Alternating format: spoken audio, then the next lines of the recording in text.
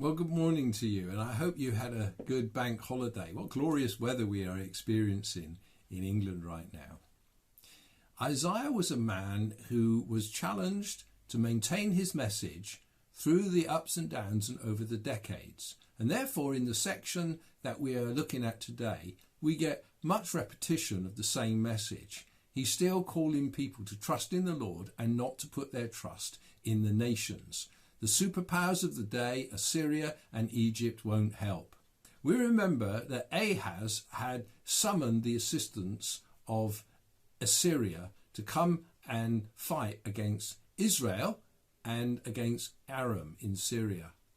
The result was in the year 721 BC, Samaria fell and the 10 tribes were taken into captivity. But 20 years later, Sennacherib, the Assyrian, was knocking on the door of Jerusalem and looking for tribute and subjugation. At that time, they were tempted to look to Egypt. And Isaiah warns them, woe to those who go down to Egypt, who rely on horses, who trust in chariots because there are many. When your message meets with so much rejection, it's hard to keep going.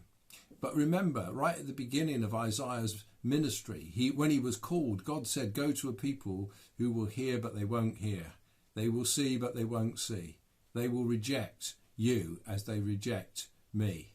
Isaiah had two choices. He could either give up in despair, and preachers sometimes give up because they're just not seeing the kind of progress that they make. And although we say God's looking for faithfulness, we would love to see fruitfulness. Maintaining the message over a long period of time without diversion is a difficult thing to do. But that's the only message that saves. And therefore, in our day, we still hold out the eternal gospel, the unchanging message of Christ crucified, the power of God and the wisdom of God. We hold firmly to the faith once for all delivered to the saints. And we proclaim that boldly, unashamedly, Jesus only, Jesus always. He is the way, the truth and the life, and no one comes to the Father except through him, because he's the one and only Son. And therefore, the second temptation is to modify the message. You either give up altogether or you modify the message. Well, Isaiah certainly modified the form in which he delivered the message. He sang songs, he brought laments, he brought poetic pictures of how the future could be a wonderful thing. He was creative in the way that he delivered good news to the people of his generation. But the content was always the same. Trust in the Lord and do good. That day, as in this, Isaiah calls people back to the foundation truths. He hears the voice of the scoffers mocking, saying, it's precept upon precept, line upon line, line upon line, here a little, there a little.